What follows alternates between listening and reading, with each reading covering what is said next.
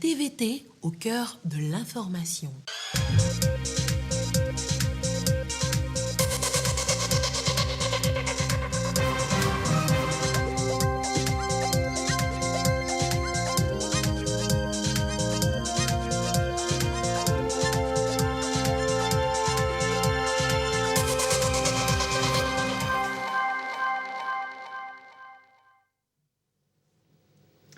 Il est l'heure du journal sur la télévision togolaise. Madame, Monsieur, bonsoir et voici les titres de cette édition.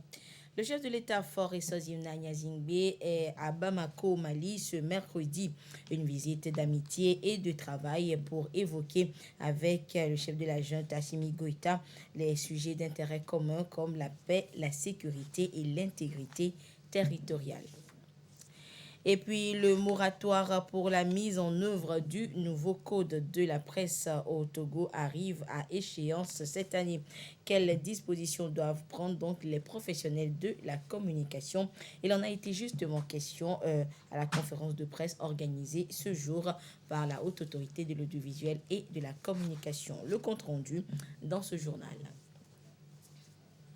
Voilà donc pour les titres et nous démarrons ce journal avec ce tout premier voyage de l'année 2023 du chef de l'État Faure Essozimna Gnazingbe et la diplomatie y est à l'ordre du jour. Le président de la République Faure Essozimna Gnazingbe est en visite de travail et d'amitié à Bamako au Mali. Le chef de l'État a donc été accueilli à l'aéroport international Modibo Keïta par son homologue du Mali, le colonel Assimi Goïta, président de la transition et la coopération entre le Togo et le Mali, ainsi que des sujets régionaux d'intérêt commun seront au cœur de l'entretien en tête-à-tête entre les deux dirigeants. Et Faure Essozimna Gnazingbe et son hôte évoqueront également des sujets d'intérêt commun comme la paix, la sécurité et l'intégrité régionale. Vous suivrez donc là les images donc de l'arrivée du chef de l'État en terre malienne et un premier tête-à-tête avec son homologue malien. Nous reviendrons donc en détail sur cette visite d'amitié et de travail du chef de l'État à Bamako au Mali dans nos prochaines éditions. Après près de 2 semaines de pause, les élèves togolais ont repris ce mercredi le chemin des classes. Et comme il est de coutume, à l'orée d'une nouvelle année, apprenants et leurs enseignants formulent des bons vœux pour une année réussie. Le compte rendu avec Désiré à l'œil. La reprise des pratiques de classe est effective ce 4 janvier 2023, ici au lycée moderne de Sokodé, comme tout ailleurs. Aujourd'hui, nous sommes de retour. Non, nous n'avons plus de temps à perdre. Les fêtes sont déjà finies. Maintenant, c'est l'heure de travailler. Nous devons être très assidus et nous devons être disciplinés aussi pour avoir un bon pourcentage à la fin de l'année. Puisque, en fin de compte, c'est notre objectif. Le monde éducatif relève de demain, avance et dans quelques mois, c'est les examens.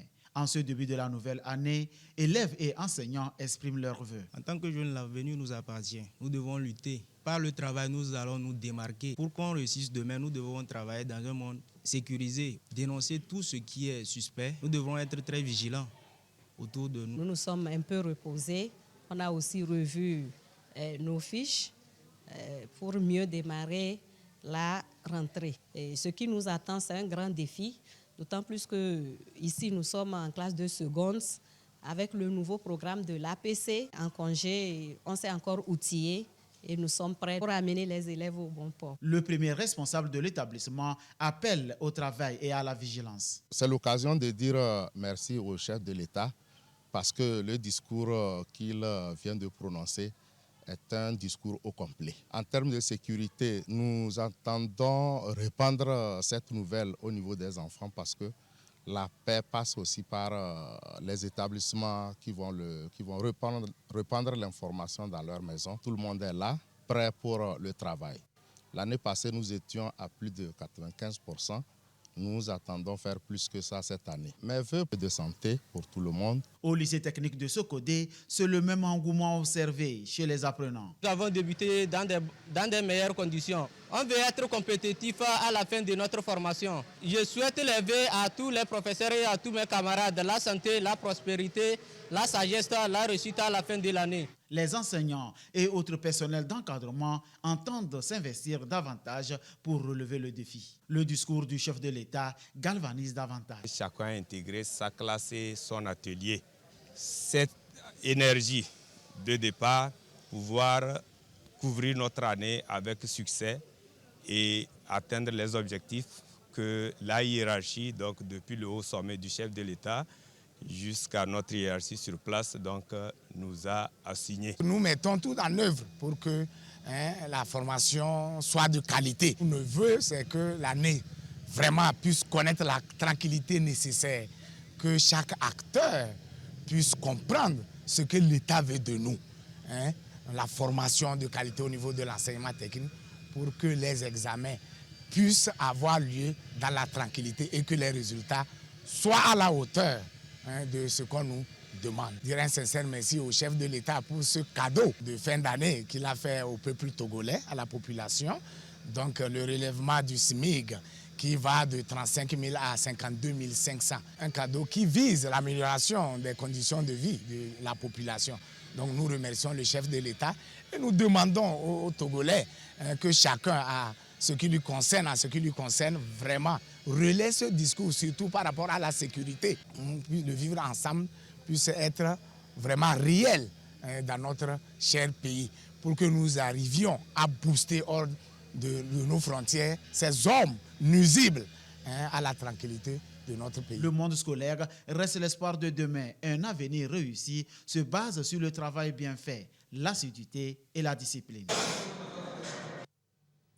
L'actualité ce mercredi, c'est également cette conférence de presse organisée par la Haute Autorité de l'Audiovisuel et de la Communication, HAC.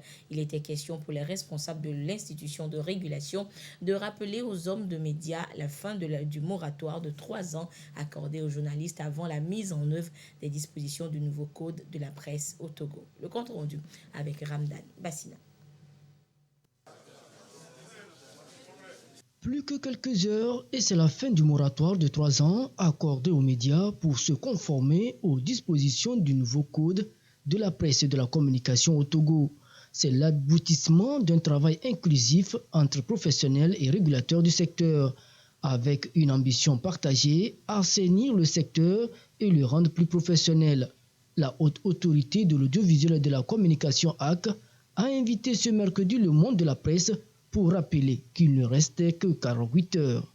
2023 exige de la presse qu'elle prenne davantage conscience de sa responsabilité dans la sauvegarde de l'unité et de la concorde nationale, du vivre ensemble et de l'intégrité de notre pays, le Togo. Et plus que jamais, il nous faut faire davantage preuve de professionnalisme et de patriotisme en joignant nos voix, nos bics et nos colonnes aux efforts que déploient les autorités publiques pour la sauvegarde de notre patrie.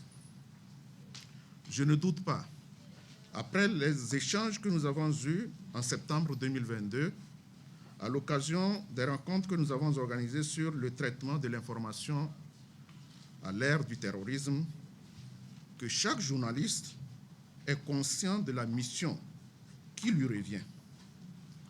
2023 sera donc une année cruciale pour nous dans notre engagement à contribuer à l'éradication totale de ce mal qui risque de détruire nos acquis. La présente rencontre vise également à procéder avec vous à une série de rappels eu égard à la pratique professionnelle de notre métier.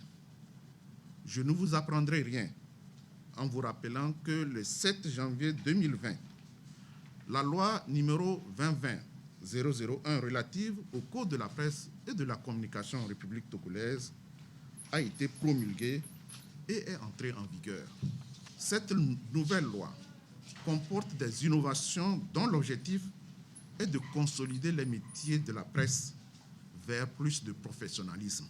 Le nouveau code de la presse et de la communication entre ainsi dans sa phase d'application à partir de ce samedi 7 janvier 2023, avec ses nouvelles dispositions relatives au statut du promoteur d'organes de presse, à la qualification du professionnel des médias ainsi qu'à celle du directeur de publication. Fin donc du moratoire dans 48 heures. La presse togolaise aura désormais un nouveau visage et sera un secteur plus professionnel. Que disent alors les journalistes? Ils s'expriment au micro de Ramdan Bassina. Nous louons cette initiative qui a permis d'informer ceux qui sont actuellement dans la profession, ceux qui exercent, ceux qui souhaiteraient s'y engager, et comme journaliste et comme directeur de publication, pour que nous ayons une profession beaucoup plus profitable, aussi bien à ceux qui l'exercent qu'à toute la nation, pour qu'on ne dise pas du journaliste que c'est ceux-là qui n'ont réussi nulle part qui s'y engagent. C'est tout joyeux que l'ensemble des confrères, l'ensemble de la presse togolaise va aborder cette nouvelle ère. Parce que hier, nous avons travaillé dans l'informel. Nous avons travaillé sans aucun contrôle sérieux. Aujourd'hui, nous sommes en train de donner un cachet particulier, un cachet respectable à notre profession. Et nous allons y travailler pour que ce code dans son intégralité soit appliqué. C'est le bien, pas de moi seulement, mais de toute la presse togolaise. On a eu bel et bien envie de redemander un nouveau moratoire, mais on a senti la HAC intransigeante qui veut appliquer les tests comme cela avait été dit auparavant. Donc, au lieu de compter peut-être sur une quelconque négociation pour rallonger encore ce moratoire, je crois qu'il vaut mieux que le confrère prenne des dispositions pour se conformer à ce nouveau code de la presse, parce qu'il est temps qu'on ne cesse de considérer la profession de journaliste comme un pis-aller. Et vous n'êtes pas sans savoir qu'on vient de signer la convention collective, et pour appliquer cette convention collective-là, je crois que ce nouveau code de la presse permet quand même de déblayer le terrain, parce que dorénavant, lorsque vous voulez recruter un journaliste, vous savez que vous avez affaire à quelqu'un qui a étudié le journalisme ou qui a une certaine expérience, et vous comprenez que quand c'est comme cela, vous allez le traiter autrement comme cela se faisait par le passé. Et donc, vous êtes obligé d'appliquer les lois, de respecter les tests, et je crois que c'est la profession qui assort gagnante. Ne doit plus donc être journaliste qui veut le métier, a désormais des exigences. Le nouveau code de la presse et de la communication en vigueur depuis 2020 au Togo prend en considération donc la problématique. Il comporte plusieurs innovations dont le but est d'assainir justement le secteur et donner plus de valeur au métier du journaliste. Quelles sont alors ces innovations et à quoi s'attendre en cas de leur non-respect? Ekwesala nous en dit plus. De nombreux journalistes exercent au Togo sans formation de base, des organes de presse sans fondement juridique, des manquements qui jettent du discrédit sur le secteur. Le nouveau code de la presse et de la communication promulgué en 2020 vient redresser la barre. Ne peut plus créer un organe de presse une personne physique, mais désormais une personne morale. Et pour être reconnu comme journaliste au Togo, une formation dans le domaine s'impose. Le code de 2020 a distingué 3 catégories de professionnels de la presse. D'abord, le journaliste. Un journaliste doit avoir été formé dans une école de journalisme ou un institut qui est agréé par l'État. Il faut aussi tenir compte de cela. Il faut que la structure qui vous forme soit une structure reconnue comme telle par l'État, qu'elle soit nationale ou à l'extérieur. Si vous avez cette formation, donc automatiquement vous êtes journaliste, vous avez droit à une carte de presse en tant que telle, si vous exercez finalement dans un organe. La deuxième chose, c'est que si vous n'avez pas été formé dans une école de formation professionnelle en tant que journaliste, vous devez avoir une licence, au moins un niveau de licence dans une discipline quelconque. Et si, avec votre licence, ça vous intéressait de travailler dans la presse, donc vous devez avoir travaillé pendant 3 ans. Et c'est cette expérience de 3 ans-là ajoutée à votre niveau de licence qui fait que vous êtes reconnu comme journaliste. Le troisième niveau de reconnaissance du journalisme, c'est ceux qui ont le BTS. Vous devez avoir travaillé pendant 5 ans dans un organe de presse pour qu'on vous reconnaisse comme journaliste. Il est demandé que tous les organes de presse en ligne aient une extension en .tg. Et donc, à partir de ce moment, si vous voulez exister au Togo, vous devez avoir cette adresse en .tg pour qu'on vous reconnaisse. Les médias ont eu 3 ans pour se conformer aux nouvelles exigences du Code de la presse et de la communication. Le moratoire arrive à terme ce 6 janvier. La haute autorité de l'audiovisuel et de la communication sera sa complaisance.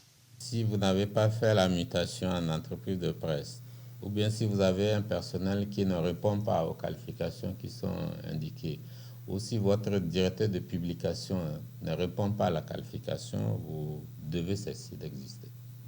C'est-à-dire que vous ne devez plus être publié, c'est tout. Donc vous êtes un organe illégal au niveau de la HAC. Lorsque nous ne reconnaissons pas votre existence, s'il y a un problème, vous le traitez selon le code pénal ordinaire. Donc ça ne regarde plus la haute autorité de l'audiovisuel et de la communication. C'est la même chose pour ce qui est de la presse en ligne. Et nous allons prendre les dispositions pour que la liste de tous les organes de presse écrits, audiovisuels et en ligne qui sont légaux à notre niveau, ces listes-là soient publiées et mises à la disposition du public pour que chacun sache désormais que si peut-être un journal m'approche pour quelque chose, je peux vérifier pour savoir si c'est un journal régulier ou pas. Outre les journalistes reconnus sur la base de la formation ou de l'expérience professionnelle, les techniciens et autres auxiliaires des médias ont aussi droit à la carte de presse, dès lors qu'ils répondent aux conditions posées par le Code. Ces dispositions sont valables autant pour les médias privés que publics, de quoi limiter les dégâts et redonner son prestige au 4e pouvoir. Et la famille de la presse togolaise pleure un des siens, Augustin Kossi, journaliste et reporter à la télévision togolaise, s'en est allé. Il a laissé sa marque à la rédaction de la télévision togolaise.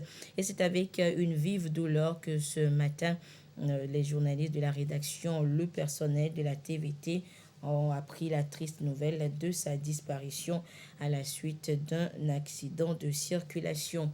Il faut rappeler donc que hier, journaliste à la télévision togolaise, Augustin Kossi travaillait pour le service de la communication présidentielle au moment du drame. Courageux et discret, la télévision togolaise et la grande famille des journalistes perdent ainsi un collègue et un ami. Nos pensées vont donc à sa famille.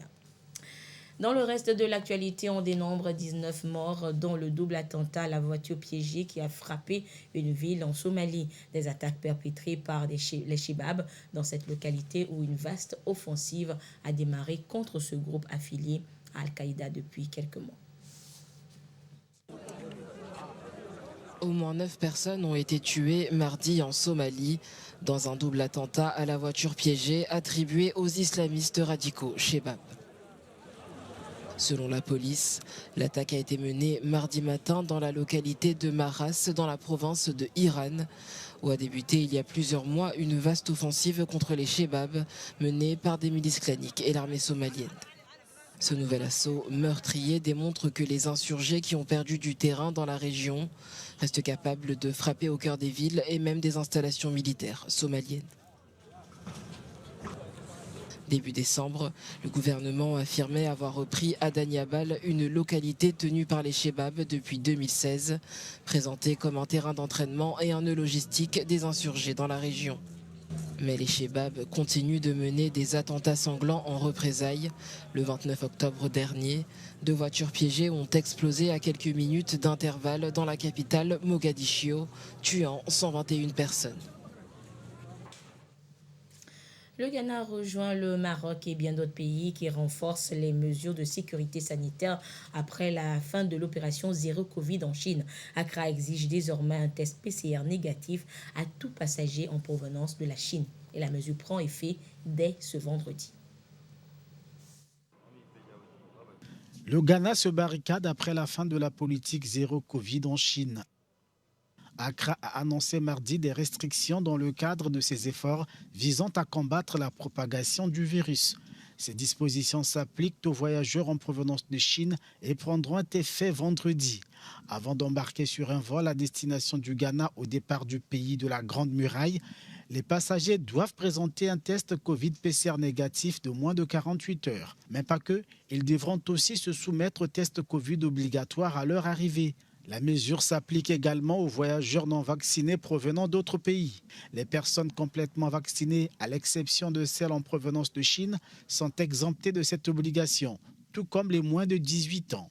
Les compagnies aériennes se verront imposer une amende de 3 500 $ si elles ne respectent pas ces exigences. Pékin a condamné mardi l'imposition des tests Covid par une douzaine de pays aux voyageurs en provenance de Chine et n'exclut pas des contre-mesures en représailles. Retour en page nationale et direction à Takpamé où SOS Village d'enfants bureau local a piloté le projet Famille et communauté forte pour améliorer le quotidien des populations à travers la mise en place des stratégies de développement. Le projet est aujourd'hui à terme. Les différents acteurs ont évalué ses résultats. Le compte rendu sur place avec la correspondance de Silver Abdou. Depuis 2017, un projet a été conduit dans 2 localités, Kamina et Afé-Kota, dans le Gou.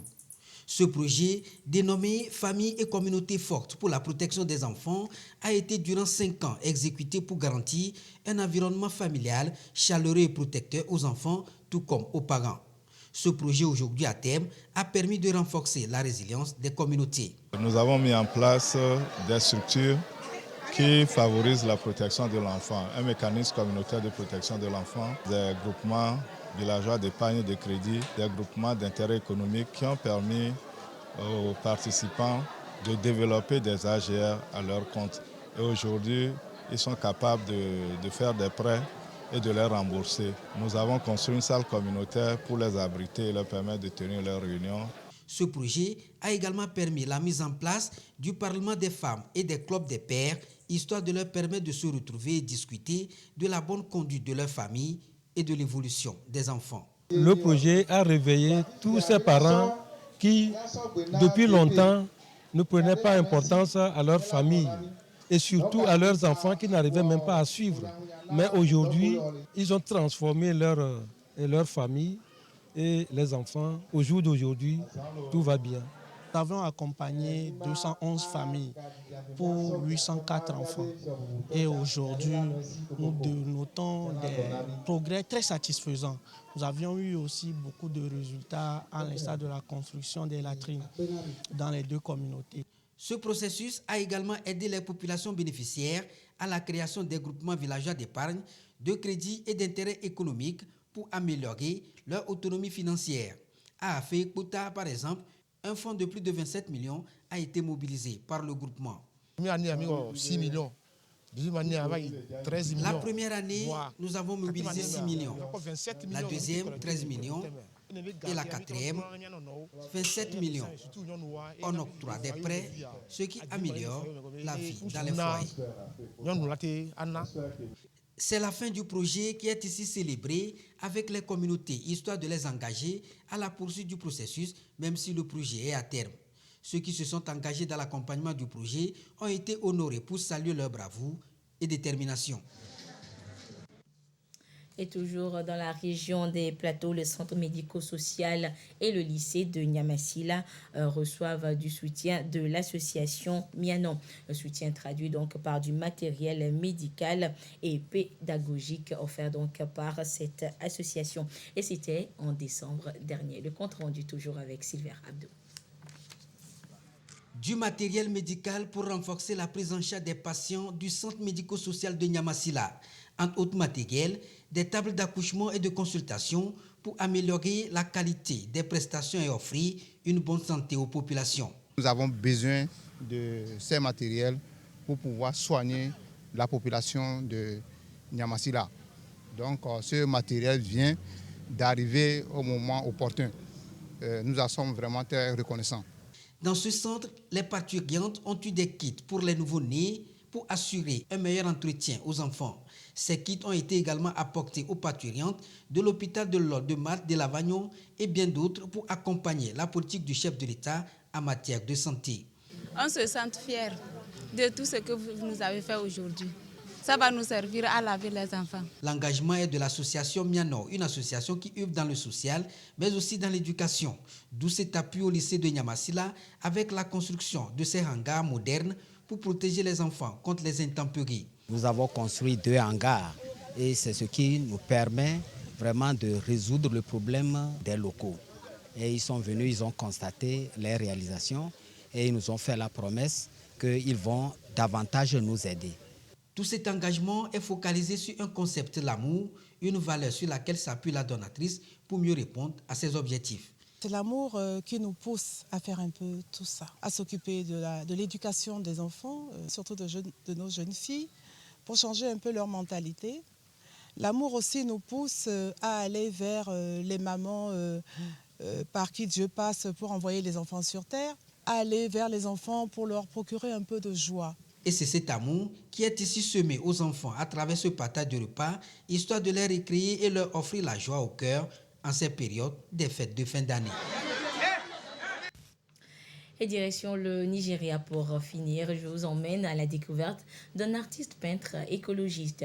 Il réalise des portraits géants avec un matériel atypique, des sandalettes ou plutôt leurs semelles. Il allie ainsi l'art à l'écologie. Regardez. Dans cette décharge à ciel ouvert, l'artiste nigérian Eugène Kamboye recherche un type particulier de déchets, des tongs en plastique qu'il transforme en portraits mosaïques multicolores de membres de sa communauté. À la fois artiste et écologiste, M. Kamboye affirme que le recyclage des tongs cible l'un des pires articles de pollution plastique au Nigeria. Les tongs sont l'un des principaux acteurs de la pollution plastique quand on y pense. En raison de leur accessibilité, la majorité, ou je dirais tous les travailleurs à faible revenu, vont certainement les acheter. Lorsque je regarde autour de moi, dans mon environnement, il est clair que presque tout le monde a au moins une paire de tongs à la maison. Au Nigeria, nation la plus peuplée d'Afrique, seule une infime partie des déchets est recyclée. Chaque année, 200 000 tonnes de plastique sont déversées dans l'Atlantique, selon l'Organisation des Nations Unies pour le développement industriel. La raison pour laquelle j'ai choisi ce matériel particulier, c'est parce qu'il est disponible. Beaucoup de gens se demandent comment je les obtiens lorsqu'ils viennent dans mon studio et les voient. À l'aide d'une pelle, l'artiste empile un énorme monticule de tongs qu'il a collecté dans un coin de son atelier, qu'il nettoie puis découpe en carrés de différentes tailles. Mon processus de création, c'est d'abord d'obtenir mes matériaux. Je les expose au soleil et à la pluie avant de les amener dans mon studio et je les trie selon leur couleur, leur tonalité, puis je les découpe. L'artiste crée des portraits de membres de la communauté locale de la ville d'Abekuta dans le sud-ouest de l'état d'Osun. Il est parfois payé pour son travail et reçoit des commandes de certains clients. Je n'ai pas couvert jusqu'à 5% de la communauté où je vis et je suis capable d'obtenir ce chiffre. Imaginez ce que cela représenterait si je couvrais toute la communauté. À l'instar de nombreux autres artistes contemporains, Eugène Kamboye utilise son art comme vecteur de militantisme écologique.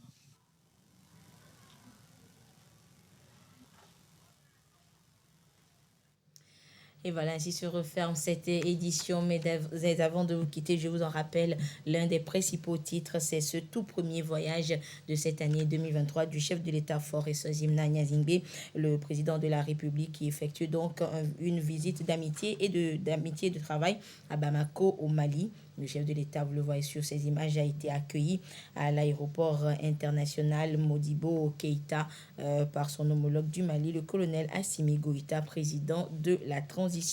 La coopération entre le Togo et le Mali, ainsi que des sujets régionaux d'intérêt commun, seront au cœur de l'entretien en tête-à-tête entre les deux dirigeants. Faure et Swazimna Nyazingbe et son homologue évoqueront également la paix, la sécurité et l'intégration régionale. Vous voyez donc là les images de l'arrivée du chef de l'État en terre malienne. Voilà donc l'une des principales informations de ce mercredi. Et ainsi se referme donc ce journal. Merci de votre fidélité à la télévision togolaise. Excellente suite de nos programmes. Au revoir.